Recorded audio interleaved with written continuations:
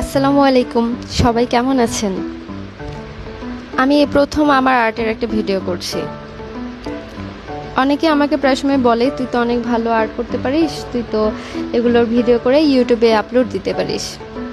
তো এই চিন্তা থেকে কাজটা করা। আর আমি এখন আমার একটা ফ্রেন্ডের বাসায় আছি। ওর বাবা পেন্টিংস অনেক পছন্দ করেন, তাই ভাবলাম যে একটা আর্ট করে আঙ্কেলকে উপহার হিসেবে দিই।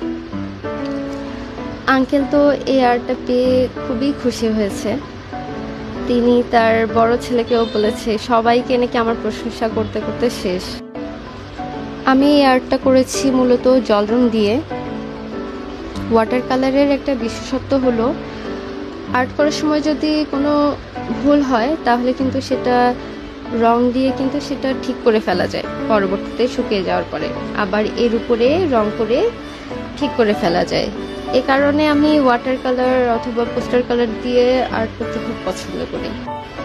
আমি মাঝে মধ্যে প্যাস্টেল কালার দিয়েও আর্ট করি অথবা পেন্সিল কালার দিয়েও আর্ট করি, কিন্তু সেগুলোর ফিনিশিং এতটা ভালো হয় না ওয়াটার কালার অথবা পোস্টার কালার দিয়ে যতটা ভালো হয়। আর্ট করা অনেক ধৈর্যের একটা ব্যাপার। আমার এই ড্রয়িংটা কমপ্লিট করতে 3 দিন কি তারও বেশি লেগেছে, যেটা আমি আপনাদের 3 মিনিটে দেখাচ্ছি। তো প্রতিটা ডিটেলস করতে অনেক ধৈর্য লাগে, অনেক সময়, অনেক টাইম কনজিউমিং। এই এফোর্টটা যদি আমার পড়ালেখার ক্ষেত্রে আমি দিতাম তাহলে আমার মনে হয় যে আমি আর একটু ভালো করতাম। আমি বর্তমানে হাজী মোহাম্মদ দানিশ বিজ্ঞান ও প্রযুক্তি বিশ্ববিদ্যালয়ে রসায়ন বিভাগে অধ্যয়নরত আছি। আমার মনে হয় যে কি আমার এই আর্টের প্রতি যতটুকু ভালোবাসা, তার কিছুটা যদি আমার রসায়নের প্রতি থাকতো তাহলে আমার মনে হয় আমার রেজাল্টটা আরও ভালো হতো।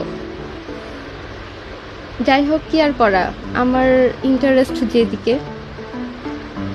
তবে আমার আব্বু সবসময় অনেক প্রশংসা করে আমার আর্ট নিয়ে। আমিও নিজেও অনেক পছন্দ করি কেউ যখন বলে যে তুমি একজন আর্টিস্ট। এটা শুনতে আমার খুবই ভালো লাগে।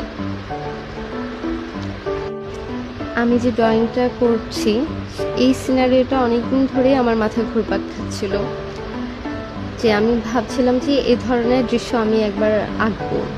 লেকের ধারে একটা ছোট বাড়ি, পাশে অনেক ধরনের গাছপালা, জঙ্গল টাইপের, দূরে পাহাড় বা দূরে আরও গাছপালা, নির্জন স্থানে একটা বাড়ি।